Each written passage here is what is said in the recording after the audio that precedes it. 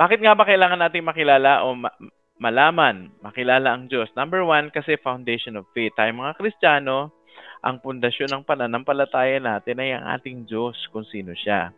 Kaya dapat makilala natin siya. Pangalawa, intimacy with God. Mas nakikilala natin ang Diyos, mas nagiging malalim ang ating relasyon sa Kanya. Hindi po ba? Parang ganun din sa tao. Yung tao, kapag hindi mo masyadong kilala, wala kayong malalim na relasyon. Pero habang nakikilala mo siya, nakakasama mo siya, nakakausap mo siya, mas lumalalim ang inyong ugnayan. Pangatlo, guidance for life. Knowing God is actually what? A help for us to know our purpose. Mas kilala natin ang Panginoong Diyos, mas alam natin kung para saan ang ating buhay. Nakuha nyo? At yung giya ng ating buhay ay nakadepende dun sa pagkakilala natin sa Kanya. Number 4, mas maiintindihan natin ang Diyos o sa salita niya kapag kilala natin siya. Nakuha nyo? Studying God helps us actually grasp what the Bible mean. Especially yun nga, yung kanina kinikwento ko na bakit bigla na lang namatay yung dalawang anak ni Aaron samantalang sinalo lang naman nila yung Ark of the Covenant. Kasi ang Diyos ay sobrang banal. Ang hinawakan nila ay isang artifacts actually na linalagay sa Holy of Holies at doon bumababa yung presensya ng Diyos.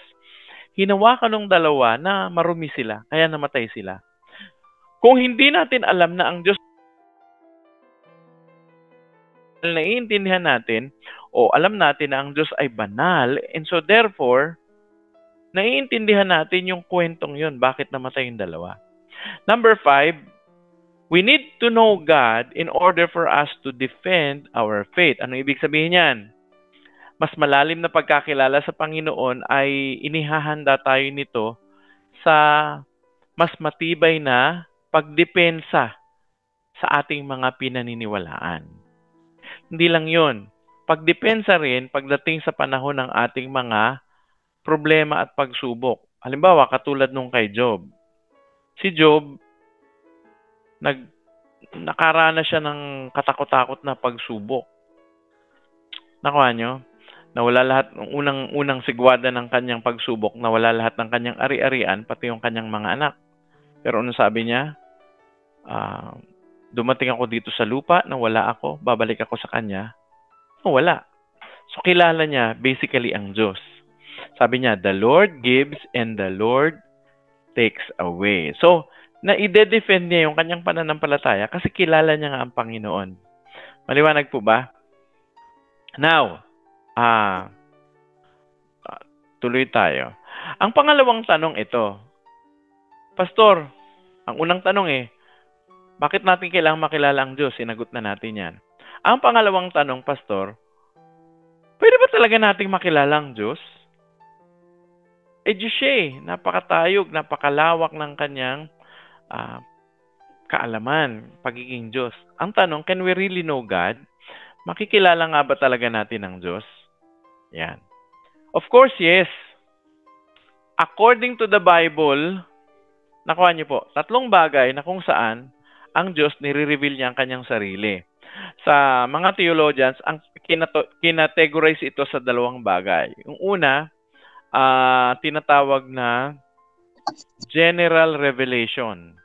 At yung pangalawa, tinatawag na special revelation. Paliwanag ko sa inyo kung ano ibig sabihin ng general revelation.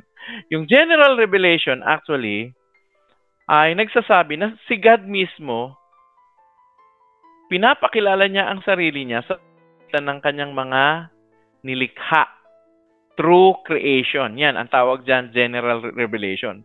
Bakit? Kasi lahat ng tao nakita natin anong ginawa.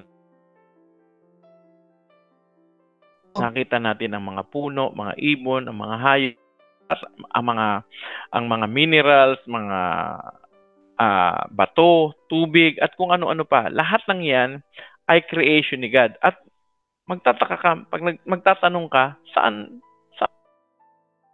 Diba? Sabi nga nila, konti lang daw na malayo ang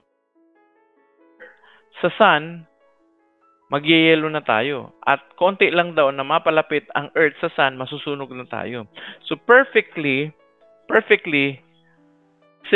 designated actually a perfect place for Earth. Na perfect. At ang tawag ng mga scientists diyan intelligent design.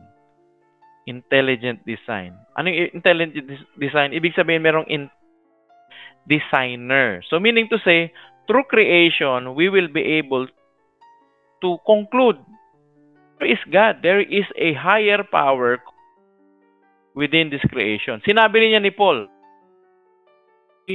sabi rito, for ever since the world was created, people have seen the earth and they can clearly see His invincible qualities. So they have no excuse for not knowing God. Ano daw sinasabi dito?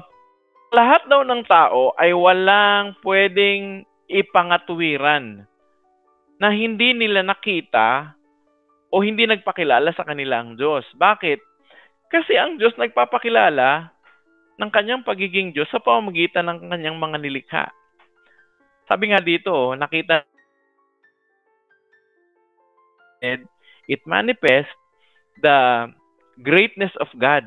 Ano pa? Nung nakita natin ang sky and sabi rito, through everything God made, we can clearly see. Ano daw nakikita natin? Yung invincible qualities. Ano yung invincible qualities? Yung mga qualities na, wow, makapangyarihan ng Diyos. Nakuha nyo? Ang Diyos ay kataas-taasan. Ang Diyos ay eternal. To say, God reveals Himself to us through, number one, through creation. So, pwede natin talaga Diyos kasi ang Diyos mismo nagpapahayag. Siguro ang ilan sa inyo magtatanong o nagtanong na o naiisip ang ganito, Pastor, paano daw naabot ng gospel? Paano nila nakilala ang Diyos? Actually, ang Diyos may paraan para magpakilala sa kanila. At yun nga, through His handiwork. Si Jesus, of course, siyempre, kasi lalo na kung mga katutubo hindi po umabot sa kanilang gospel. Kaya nga po meron tayong responsibility na dalhin ang gospel sa kanila. Pero even so, ang Diyos nagpakilala sa pamamagitan ng kanyang mga ginawa. At kapag ang tao, nagsimula siya maghanap sa totoong Diyos dahil niya, may isang makapangyarihan itong gumawa. Ang Diyos din mismo ang gagawa ng paraan para abutin yung taong ngayon. So, God reveals Himself through creation. Pangalawa, God reveals Scripture. Nakuha niyo po. Ano ibig sabihin yan? Ang Diyos ay nagpapakilala sa pamamagitan ng kanyang mga salita. Sabi sa verse 16 ng 2 Timothy chapter 3, all Scripture is inspired by God and is useful to teach us what is true. So, ang Bible, nagtuturo kung anong totoo, anong katotohanan, sino ang Diyos, and sabi rito, and to make us realize what is wrong in our lives and corrects us when we are wrong and teaches us to do what is right. Basically, ang Diyos mismo, ang gumawa ng paraan para ang kasulatan ay maisulat. So, ginamit niya ang mga propeta, ginamit niya ang mga hari, ginamit niya ang mga apostoles, mga disipulo. Marami siyang ginamit. Kahapon, nag-aral kami tungkol sa Bible. Ang author daw ng Bible ay almost 40 authors, different walks of life, iba-iba. Pero mapapansin mo, ang salita ng Diyos, hindi siya kontra sa sarili niya. It does not contradict itself. And you will notice, the Bible has the power to change life. And the Bible itself, the Scripture, reveals who God is. Pag binasa mo ang Bible, makikilala mo ang Diyos. Nakuha nyo? Through the works of the Holy Spirit. So, ang Diyos nagpapakilala, ang tawag dito, special revelation. Yung isa kanina, general revelation, kasi lahat ng tao nakikita yan eh. Ito, special revelation, kasi ang Diyos gumamit siya ng mga tao upang isulat yung kalooban niya at yung gusto niyang ipahayag. At ang mga taong yun ay pinuspos niya ng banal na spirito para tama ang maisulat at walang mali. Nakuha niyo po? So, ayan po. So, God reveals Himself through Scripture. At pangatlo, God reveals Himself through Jesus Christ. Meaning to say, mas makikilala natin ang Diyos dahil kay Jesus. Ang sabi ng 1 John chapter 1 verse 18, no one has ever seen God. So wala pa talagang nakakita sa Diyos. Pero sabi rito, but the one and only Son, who is Himself God and is in closest relationship with the Father, has made Him known. Ano daw ang sabi dyan? Wala pang nakakita sa Diyos. Pero, ano sabi dito? Yung kanyang anak na pinadala sa atin na Diyos, sabi rito, who is Himself God. Sino yun? Si Jesus Christ ang tinutukoy doon. Ano daw nangyari? Siya ay merong malapit na ugnayan sa Diyos Ama at siya daw ang nagpakilala sa atin. So si Jesus Christ ang nagpakilala sa atin. In fact sa pamagitan ng pakikipagrelasyon sa Kanya, tsaka natin makikilala ng buo ang ating Panginoong, ang ating Diyos. Ano po? Because God was revealed through Jesus Christ. Kasi number 1, nagpapakilala siya sa pamagitan ng kanyang mga nilikha. Sinasabi ng sangnilikha na mayroong Diyos na gumawa. Pangalawa, nagpakilala siya sa pamamagitan ng Biblia. Sinulat ng Panginoong Diyos sa pamamagitan ng kanyang mga tao na kinasihan dito mga bagay patungkol sa Kanya. At pangatlo, pinadala niya mismo ang kanyang bugtong na anak upang ipakilala sa pamamagitan niya kung sino ang Diyos. In fact, sabi ni Jesus Christ, kung nakita niyo na ako, nakita niyo na ang Ama. So God reveals Himself through Jesus, what we call special revelation. Nakuha niyo po. Ngayon, itong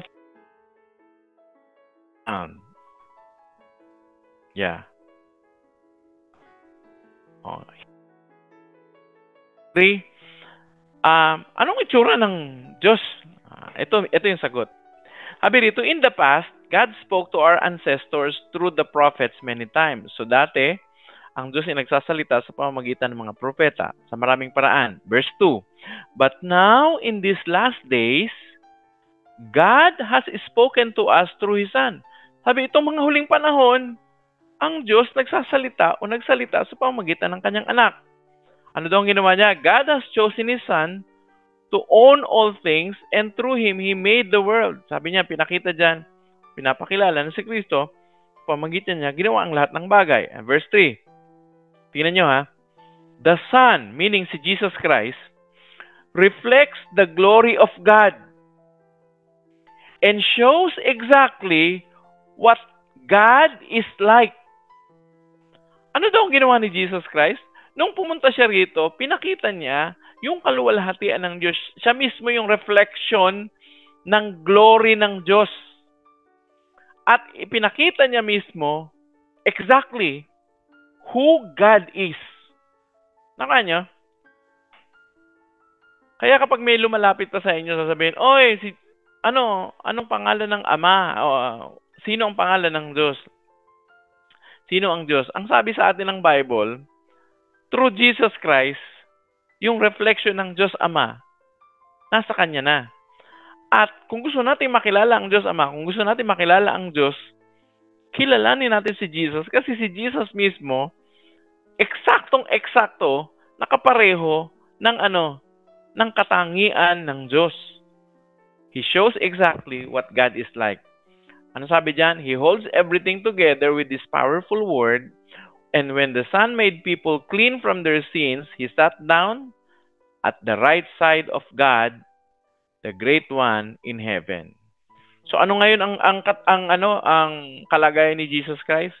He is now in the position of authority. The right hand of God is actually the position of authority. Maliwanag po ba? So yan. So through Jesus Christ, what happened? God reveals Himself. Nakuha niyo po. So, tatlong bagay. Ang tanong, makikilala ba talaga natin ang Diyos? Yes, kasi sa kanyang ginawa, marireflect natin ang kaluwalhatian ng Diyos. Pangalawa, sa pamamagitan ng Biblia, pinapakita sa atin ang ang katangian ng Diyos kung sino siya. At sa pamamagitan ni Jesus Christ, mas makikilala natin ang Diyos dahil si Jesus Christ mismo ang reflection ng glory ng Diyos. Amen po ba? Pero itong natin, ang disclaimer natin. While we can know God, we have to understand that we are always limited. Meaning to say, hindi natin buo na malalaman, makikilala o maiintindihan ang Diyos. Nakuha nyo? Bakit? Kasi siya ay infinite. Tayo, finite lang tayo. Meaning to say, meron tayong limitasyon eh. May hangganan tayo. Nakuha nyo? Kumbaga, tayo, sa computer, 1 gig lang tayo. Yung processor natin, 1 gig. Ang Diyos hindi. Billions of terabytes. So, how can you put into 1 gig na data yung billions of terabytes? Papaano mo? Hindi mo mailalagay yun doon. So, meaning to say, while we can know God, our understanding is always limited. Anong sabi sa Bible? The Lord says, my thoughts are not like your thoughts. Your ways are not like my ways. Bakit? Just as the heavens are higher than the earth, so are my ways higher than yours, and my thoughts higher than your thoughts. So, napakatayog, napakataas. So, yeah, siguro pagdating sa langit, we will know more about God and we are going to be very excited to knowing Him more and more and more as we remain in His presence. Okay? Romans chapter 11 verse 33, yes, God's riches are very great and His wisdom and knowledge have no end. No one can explain the things God decides or understands His ways. Ang sabi dyan, wala daw makakapagpaliwanag kung ano yung mga decision niya at kung gaano kalawak ang kanyang pangunawa. Nakuha nyo? So, yeah. Pangalawa, although we can know God, relationship is the key to knowing Him. Although pwede natin makilala ang Diyos, mas makikilala natin siya ng mas malalim kung tayo ay may relasyon sa Kanya. John chapter 17 verse 3, and this is the way to have eternal life. Paano daw tayo magkakaroon ng eternal life? Sabi ni Jesus, to know you, Father, the only true God, and Jesus Christ Himself, the one you sent to earth. Paano daw magkakaroon ng buhay na walang hanggan? Pag nakilala daw natin ang ating Diyos, iisang Diyos. At paano yon? Sa pamagitan ni Kristo, na kung saan ay pinadala sa atin. So, yes, we can know God, pero yung key para mas lumalim yung ating pagkakilala sa Diyos sa pamagitan ng relationship through Jesus Christ. Parang ganito po yun. Nung ako po ay binata pa, nabiya ko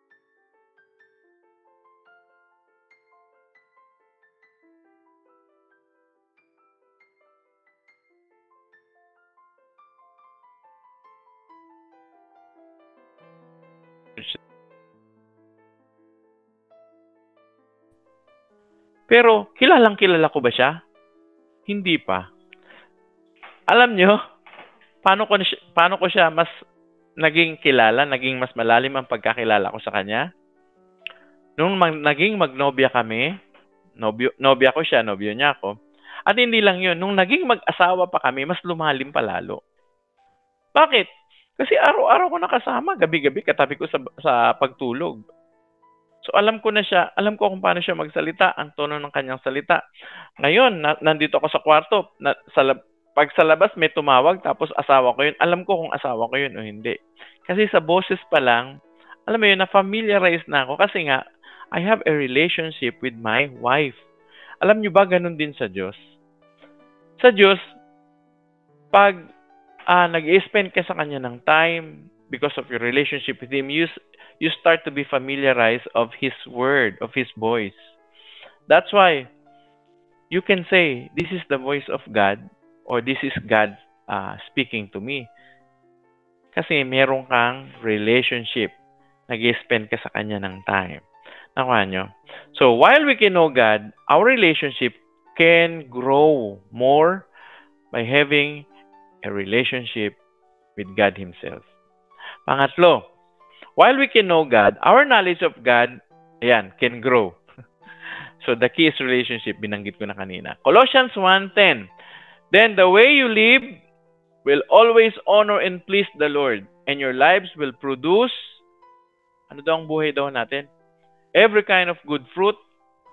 All the while you will grow as you learn to know God better and better. Ano daw mangyayari sa atin?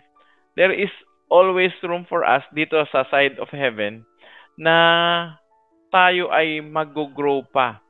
So we will grow more and more and more. Kaya nga sabi dyan, we will learn to know God better and better and better. So there is always room for us to grow in the knowledge of God. Okay. So sinagot na natin ang unang tanong, why do we need to know God? Sinagot na rin natin ang tanong, pwede ba talaga nating makilala ang Diyos? Ang sagot ay yes, sa pamamagitan ng tatlo, ng kanyang mga ginawa, ng Biblia, sa pamamagitan ni Jesus Christ.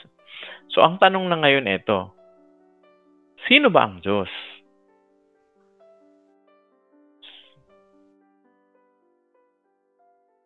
God, sasagutin natin yan. By the way,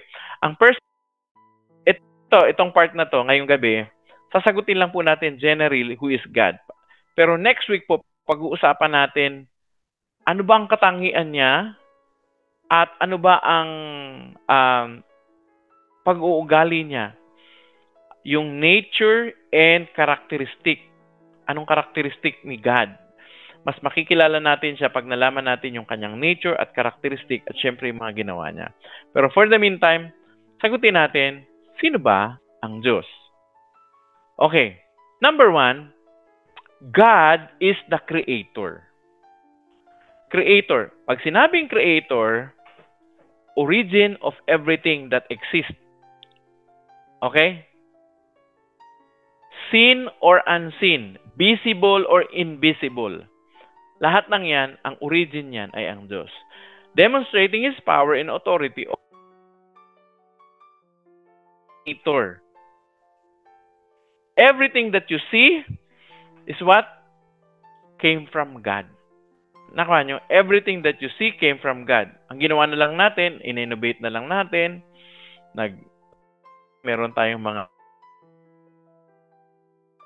8-10, pero actually yung creation natin is coming from what God created already. Halimbawa, yung mga bahay natin, ginawa mo o pinagawa mo yung bahay mo, pero yung pinagawa nating bahay, actually galing doon sa mga ginawa ng Diyos na mga materyales. Diba? Anong sabi ng Bible? Genesis chapter 1 verse 1, dito pinapakita na agad na si God ay creator. Sabi dito, in the beginning, God created the heavens and the earth. Biruin mo, in the very beginning, pinakilala na si God, and God is what? The creator. So kung siya ang creator, siya ang may-ari. Kung siya ang creator, alam niya kung ano ang mga bagay-bagay na ito. At one time, meron akong nabasang kwento, may isang lalaki, nasiraan siya ng sasakyan sa gitna ng nowhere. Ibig sabihin, walang mga tao, walang malapit na bahay. Tapos, merong huminto sa kanyang isang magandang kotse. Tapos, yung matandang lalaki lumabas, sabi niya, ano ang nangyari? Sabi niya, bigla pong namatay na lang yung sasakyan ko, hindi na ako makaandar. So bumaba ang lalaking ito, tapos may sinilip, tapos may kinumpune doon sa sasakyan. Maya-maya tumatakbo na. Sabi ng lalaki, ano pong ginawa niyo? Kanina ko pa ho gustong ayusin yan pero hindi ko mahanap yung sira. Hindi ko maayos. Sabi niya, ano pong ginawa nyo? Sabi niya, eto, pinihit lang ako rito. Itong kailangan mong gawin. Ngayon, maandar na. At ganun po, sabi nung lalaki, paano nyo pong nalaman na yun yung dapat ayusin? Nagpakilala yung lalaki. Sabi niya, ako ay si Henry Ford. At yung sasakyan na gamit mo, ako ang may gawa niyan. Grabe, no? Dahil siya ang may gawa, alam niya kung paano kumpunihin. You know what? God is our creator. Therefore, He knows how to handle our life. He knows how to give solution to every problem that you and I have. Why? Because God is the creator. Pangalawa, Isaiah 40 verse 28, the Lord, the everlasting God. Ano sabi dyan? The creator of the ends of the earth. Meaning to say, yung walang hangganan na yan, na mundo. He will not grow tired, hindi siya napapagod. He will not grow weary, and His understanding no one can fathom. Hindi siya napapagod, hindi siya napapagal, at ang kanyang kaalaman ay hindi. Grabe, God is the creator.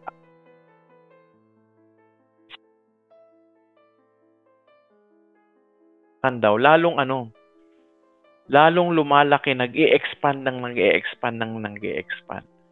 Paano maiintindihan yun? Nag-i-expand ang kalawakan? Grabe. Tapos yung makapunta ka sa isang planet, it will take, halimbawa, nag-travel ka sa light years, no? Sa light, speed of light. It will take years. Mabilis na yun. Paano nagawa yun? Magkakalayo, di ba? Sobra. Pag manonood ka ng mga ganong klaseng, may mga videos na ganon sa YouTube eh.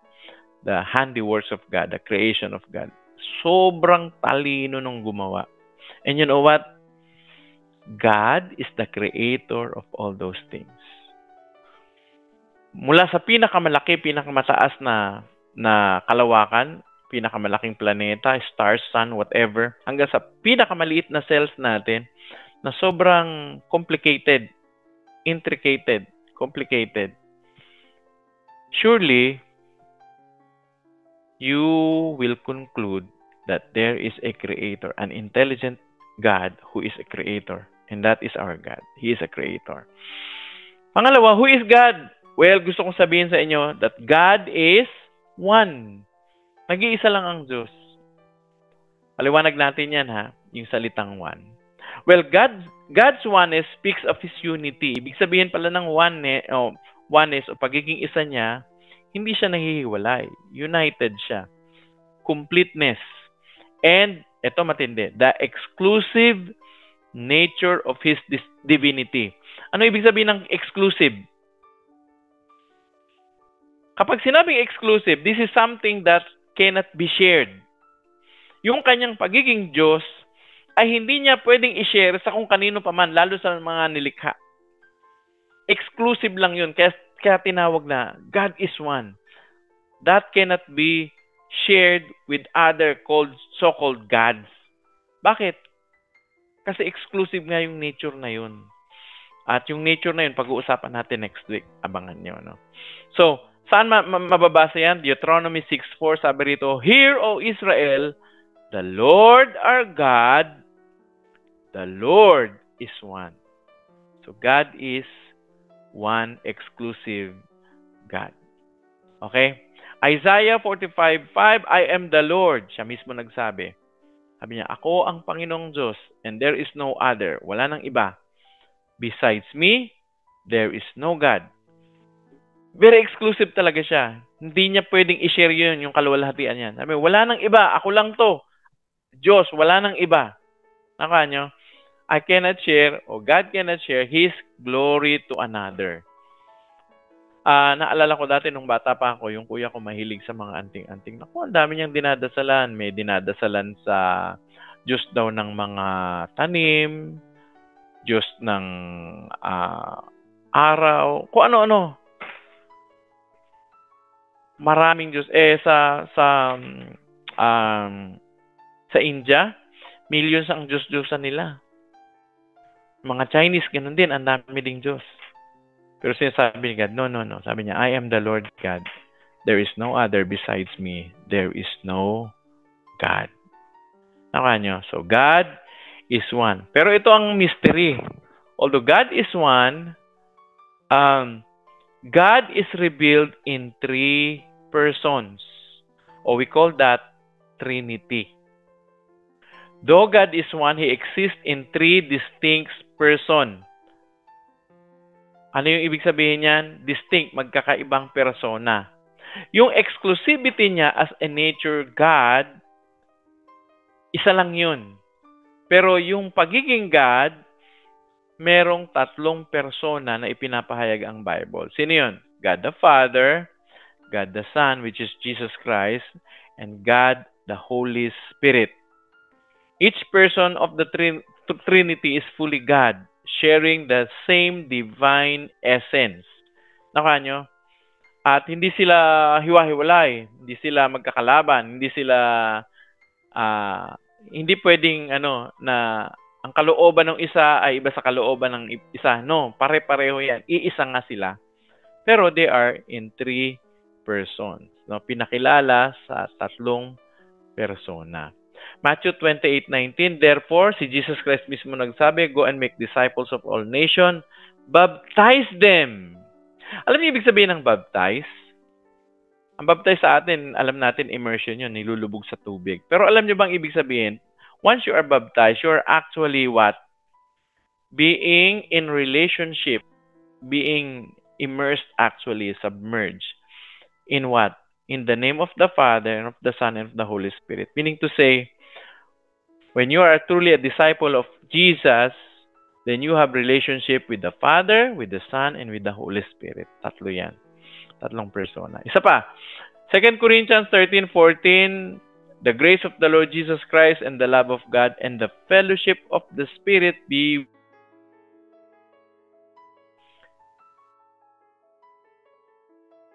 of God, which is the Father, and the fellowship of the Holy Spirit, sabi niya, sumaating lahat. Marami pa po ang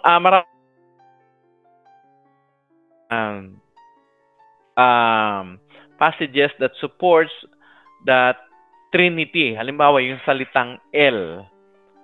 Di ba alam natin, from the word El Shaddai, El Elyon, nakuha nyo, yung salitang El is a plural form. Plural form. Meaning to speak, more than one God, but they exist in 3 persons. God Himself is a community. Kaya nga, may mga narinig ako mga theologian, sabi niya, sa palagay niyo, bakit ginawa ang tao? May nagsasabi, siguro kasi malungkot ang Diyos. Ay, hindi. Ang Diyos, hindi siya malungkot. From eternity past to eternity future, hindi siya magiging malungkot sa sarili niya. Bakit? Kasi He is a community. God is 3 persons together. Son and the Holy Spirit. So, ayan. So, who is God? Pangatlo na ba o pang-apat? Pang-apat. God is sovereign. Anong ibig sabihin ng sovereign? He exercises full control over the universe and all creation, orchestrating everything according to His will. Sa simpleng salita, pag sinabi nating God is sovereign, ang ibig sabihin niyan, God is in total control. Meaning to say, lahat ng bagay, lahat ng planeta, lahat ng tao, lahat ng mikrobyo, lahat ng organismo, alam niyang mabuti kung anong nangyayari. At nasa control niya ang lahat ng yan. Nakuha niyo? At ang kalooban niya, yung kanyang perfect will, ang natutupad. Nakuha niyo? Kasi nga He is sovereign. Kapag sinabi niya, mangyayari, magaganap. Kasi nga siya ay sovereign. Yun ibig sabihin ng sovereign. Psalms 103 verse 19, the Lord has established His throne in heaven and His kingdom rules over all. So, pansinin niyo, anong picture niya? He is enthroned, meaning He control. He is in His throne in heaven, in His kingdom, and He rules over all. Pag sinabing overall, name it, lahat. Sa Kanya yan, siya ang gumawa at para sa Kanya, at siyang may control ng lahat ng bagay. Daniel 4:35, sabi dito ni Nebuchadnezzar, He does as He pleases the powers of heaven and the peoples of the earth. No one can hold back His hand or say to Him, what have you done? Anong sabi dyan? Lahat daw ng kapangyarihan at lahat ng tao, siya ang may hawak at may control. At hindi mo siya pwedeng questionin. Bakit ginawa mo yan? Hindi mo pwedeng tanungin ang Diyos ng ganun. Kasi, yung kanyang kalooban, ang kanyang pagaganapin, at siya ay may kapangyarihan. May kakayahan siya na gawin kung anong naisin niya. Ibig sabihin, kung anong ninanais niya, yun ang natutupad. Yun ang ibig sabihin ng sovereignty. Na kanya po. Now, ano pa? Who is God? Well, God is King, emphasizing His authority, rule, and dominion over all creation. For God is the King of all the earth, says the Bible, Psalms 43 verse 7. Sing to Him a psalm of praise. 1 Timothy 1:17. Now to the King eternal, immortal, invincible, the only God, be honor and glory forever and ever. So King. Di ba may kasabihan tayo, pag sinabi ng hari, hindi nababali. Ganon ka makapangyarihan ng hari. He is King. Hindi lang siya basta King. He is an eternal King. Meaning to say, walang katapusan ang kanyang paghahari. He is an immortal King. Meaning to say, hindi ito magagapi. He is an invincible King. Meaning, invincible. Mahusay, magaling, matayog, mataas. At sabi, kaya naman lahat ng kaluwalhatian, lahat ng parangal, dapat ibigay sa Kanya sa haring ito. So yan ang ating Diyos. Grabe, napakatayog ng ating Diyos. Ano pa? Psalms 43 verse 7, For God is the King of what?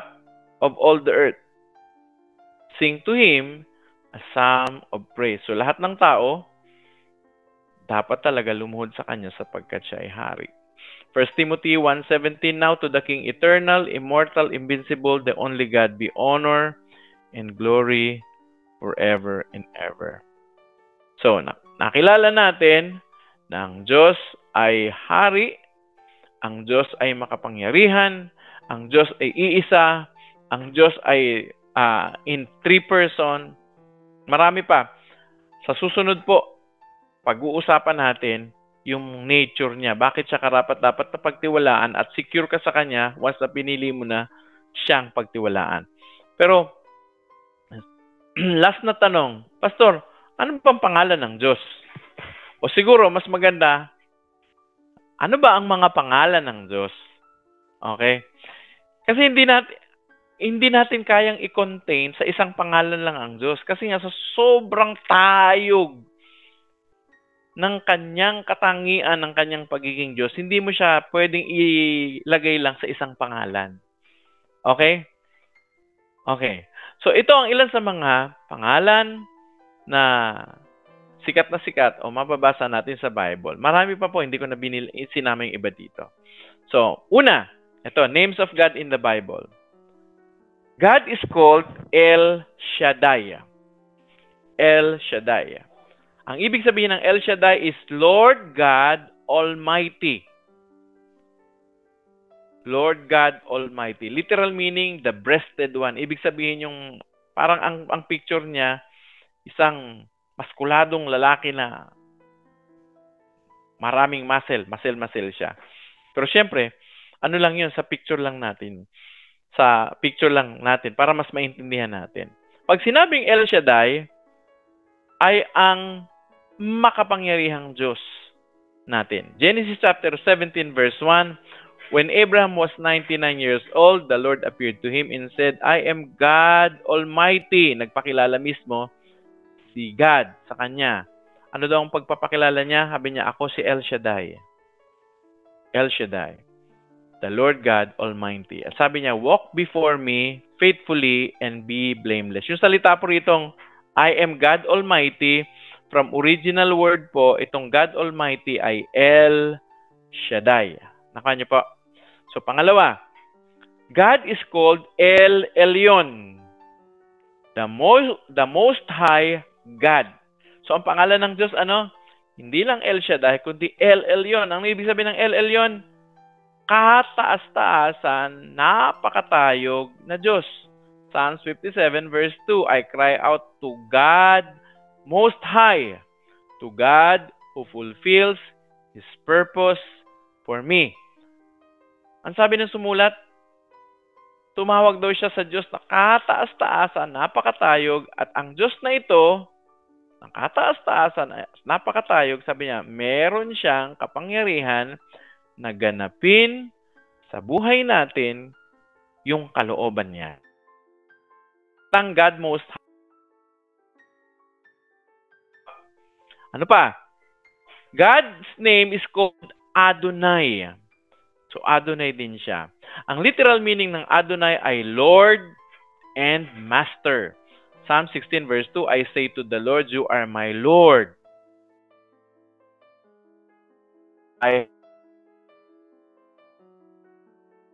Ang sabi nung sumulat, sabi na, Lord, ayan, Adonai yon. Ikaw ang aking Adonai. Wala akong kayang gawin o mabuting magagawa kung wala ka sa akin. Pang-apat, tinatawag siyang Yahweh. Lord o other translation, ginawa itong Jehovah. Pero ang original word po niyan, sa Exodus chapter 3 verse 14, ay yung tinatawag nating tetragrammaton. YHWH. Wala pong vowel. Nilagyan na lang po later on ng mga Bible. Ginawa po yun, actually po sa Bible, mga Jewish scholars, pag isusulat daw po nila yung yung salitang yung letters na YHWH, naghuhugas sila ng ng kamay. In fact, bago nila isulat, halimbawa yung isang Bible lilipat sa another manuscript, naliligo muna sila. Tapos kapag isusulat nila yung salitang YHWH, hindi nila binabanggit yung kung paano banggitin yung consonants na yon, yung mga letters na yon. Kundi ang ginagamit nila ay salitang Lord o Adonai. Pinapalitan nila. Nakuha nyo? Saan natin makikita yon? Exodus chapter 3 verse 14, saan pinakilala siya? Tinanong siya ni Moises, sabi niya, sino ipapakilala kong Diyos? And God said to Moses, sabi niya, ito sasabihin mo sa kanila, I am who I am. This is what you are to say to the Israelites. I am has sent me to you. Kung tatagalugin ko yan, Panginoon, paano kita papakilala? Ang sabi ni God, ako ay si ako nga. Ano ibig sabihin nun? Parang sinasabi ni God, I will be who I want to be or I will become. Magiging hindi bagay magiging kasi parang bagay. Magiging ako, yung ako, dun sa taong gusto kong ipakilala kung sino ako. Parang paulit-ulit yung ako. Anong ibig sabihin yan? Meaning to say, kung gusto ipakilala ng Diyos siya ay makapangyarihan siya. Yun ang ipapakita niya sa isang tao. Papakilala niya yung kanyang nature bilang pag-ibig. Papakilala niya yun. Magiging siya yun. Kung ano yung gusto niyang ipakilala dun sa tao. So, I am who I am. So, YHWH. Pero may napanood akong very interesting video about dito. May isang preacher na he was tracing actually the original pronunciation of YHWH. And eventually, he come up with, grabe parang hininga lang yan. Hindi mo mababanggit na Yahweh. Parang yung banggit lang daw ay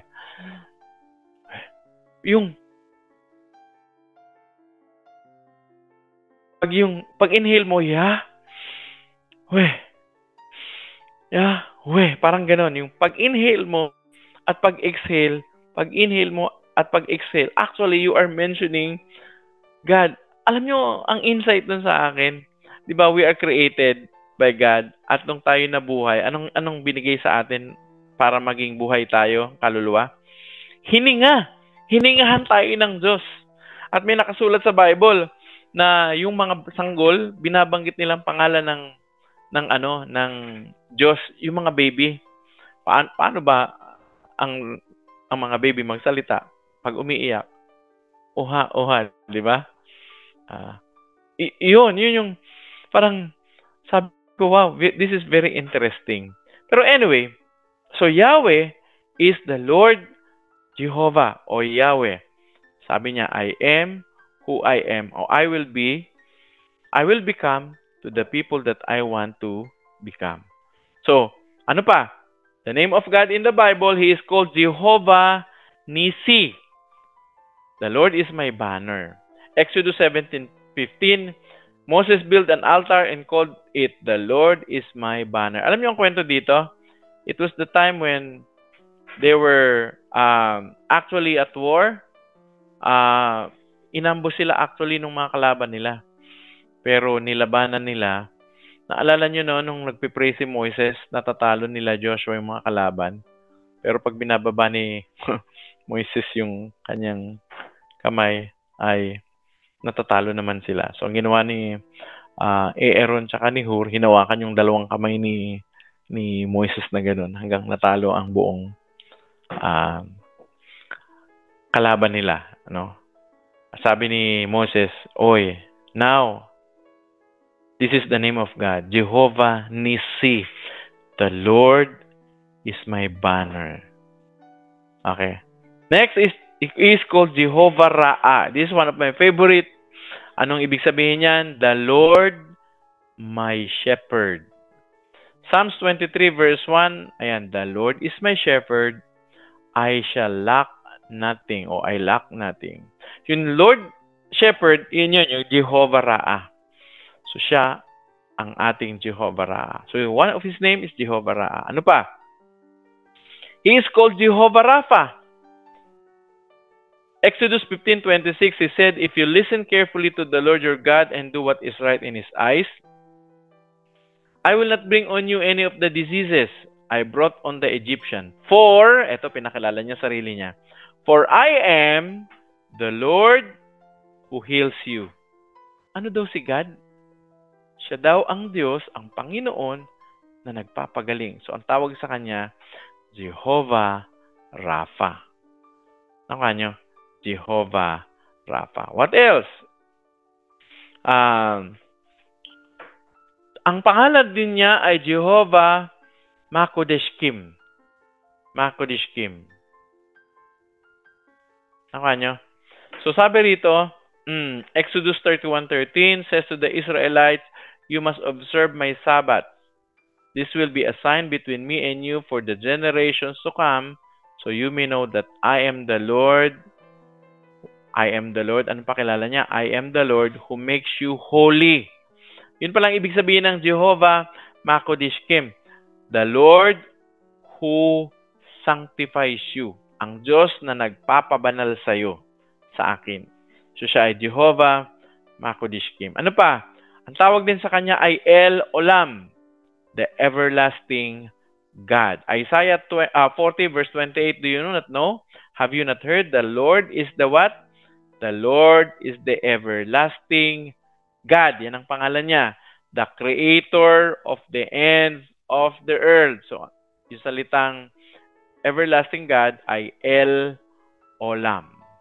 Ano pa? Ang tawag din sa kanya ay Elohim. Genesis 1:1, in the beginning, God. Yung salitang God dyan ay Elohim. And as I told you kanina, yung salitang Elohim is in plural form. Naka nyo? Even sa Genesis 1:1 pa lang, pinapakita, meron na talagang Trinity. At kung babasahin nyo pa sa Genesis, kinausap, ang Diyos nag-usap-usap. Sabi niya, let us make man. Let us. Gawin natin, likhain natin ang tao ayon sa ating wangis. Likhain natin. Meaning to say, may kausap ang Diyos. At alam nyo, hindi pwedeng ang kausap niya doon ay anghel. Bakit? Kasi yung sumunod na verses, sabi niya, likhain natin sila ayon sa ating wangis. Nakuha nyo? Hindi sa wangis ng anghel tayo ginawa. Tayo ginawa sa wangis ng Diyos. Ano pa? Other names of God, siya ay tinatawag na Kana. He is a jealous God. Do not worship any other God, for the Lord. Ano daw? For the Lord, whose name is jealous. Ano ibig sabihin yun? Bakit siya jealous? Kasi He cannot share His glory to any other created being, nor to any other so-called, quote-unquote, God. Kaya jealous siya. Nakuha nyo? Ano pa? Jehovah Jireh. Jireh. The Lord will provide. Genesis 22 verse 14. So Abraham called the place the Lord will provide. To this day it is said, on the mountain of the Lord it will be provided. Naalala niyo po yung kwento nito? Ang kwento po nito, matagal na nag-intay si Abraham ng anak. Nung 100 years old na siya, binigay yung kanyang kaisa-isang anak. Tapos nung malaki na, siguro po, ito po, ayon sa mga scholars, baka 14 years old, 13, 14 years old pa lang po nun si Isaac. Sabi ng Diyos, dalhin mo yung anak mo. Tapos sabi niya, yung ituturo ko sa yung mountain, dun ka pupunta. Alam niyo, maraming nadaanan ng mountain si Abraham. Anong reason niya? Bakit siya nagpunta doon? Para mag-offer. Marami siya nadaan ng mountain pero hindi siya pumunta doon. Tapos eventually, the Bible says, yung mountain na tinuro sa kanya, doon siya pumunta. Nung pumunta siya doon, gumawa siya ng altar. Nung sasaksakin niya ng anak niya, sabi ni God, hindi, napatunayan na. Actually, ng angel, napatunayan na natapat ka talaga at iisa ang puso mo. Kumbaga, very loyal ka kay Yahweh. Tapos noon, sa kanyang pagpapasalamat, nag-offer pa rin siya. Anong in-offer niya? Lamb. Sino nagbigay nung nung hindi lamb actually? Isang tupa. Sino nagbigay ng tupa? It is God who provide. Ang Diyos ang nag-provide. Isipin nyo ha. Ito, narinig ko sa isang preacher to. Isipin nyo, kung sa maling bundok nagpunta si Abraham at hindi dun sa tinuro ng Diyos, meron kayang lamb? Sabi ni isang preacher na narinig ko, nako, kung hindi sumunod si Abraham at maling bundok ang napunta niya, patay si Isaac. Pero because God is there who guides Abraham. And Abraham, because of his relationship with God, he listened to the voice of God and he was there on the right mountain. Kaya ang sabi niya, on the mountain of the Lord, God will provide. Listen, kasi madalas ginagamit natin to. The Lord will provide, the Lord will provide. Pero may karugtong po kasi mga kapatid Saan siya magpo-provide? Sa mountain niya.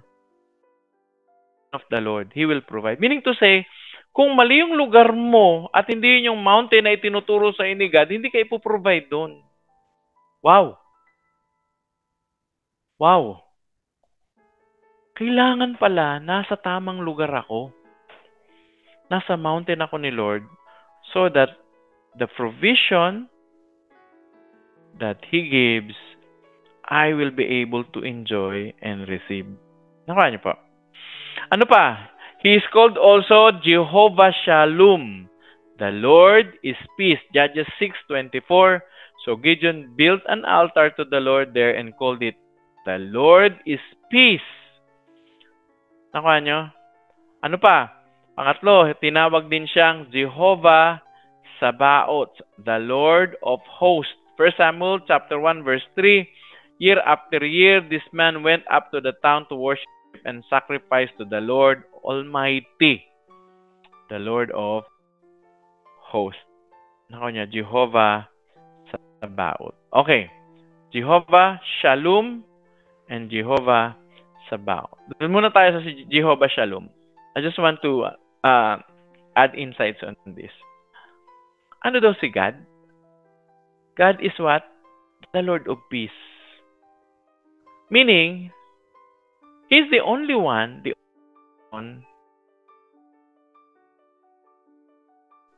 marami sa atin,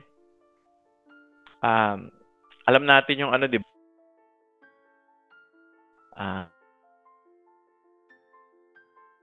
Gustong-gusto natin yung word peace, di ba? Ang mundong ito actually is looking or crying out for the need of word peace. But you know what? The real person that can give peace to us is Jesus, is God. So, unless this world is reigned by Jesus, there will really no real peace. Pag naghari talaga si Jesus, kaya gusto natin na maghari si Jesus sa puso ng mga tao. Kaya natin pinapahayag ang kanyang mabuting balita. Kasi He is the only person who can give the world peace. And you know what? Maging sa atin, on a personal level, siguro maraming panahon na naguguluhan ka. May pera ka nga pero ang gulo-gulo ng isip mo. May pera ka nga pero ang gulo ng pamilya. Nag-aaway ang mag-asawa. Mga anak, nagrebelde na. Tapos sa trabaho natin, minsan may mga chaos din yung hindi natin alam mangyayari, kung kailan tayo matatanggal, mawawala ba ako dito, bumaba ang sweldo ko. So, nanganganib yung ating pangkabuhayan. Nag-aalala tayo. You know what? May I tell you this? God is our peace. He can give you peace. May kaaway ka? Offer Jesus. Pray to the Lord because God is peace. God is peace. Amen? Amen po ba? So, ayan po yung mga pangalan ng Diyos. Marami pa po, pero these are the famous names of God in the Bible. Ano ang isa sa mga paborito? Narinig nyo na o napag-aralan nyo na? Paki-type lang po sa sa chat box natin para mabasa natin. Okay? So, yan po ang name, mga pangalan ng Diyos sa Bible. Next week po, pag-aaral natin mabuti yung kanyang nature and characteristic as well as yung mga ginawa ng Diyos para mas lalo po natin siyang makilala. Pero for this time, ito ang mga discussion questions natin. Mamaya isi-send po ni Sister Pearl o ni Joanne sa chat box po natin. 4 po yan. Okay? Ano ang kahulugan sa iyo na ang Diyos ay isa ngunit umiiral bilang Trinidad? Paano ito makakatulong sa iyong pakikipag-ugnayan sa Kanya? So, maganda magkaroon tayo ng discussion sa group para nang sa ganun po, ma-practice na natin pag may nagtanong sa atin tungkol sa pinaniniwalaan natin patungkol sa Diyos.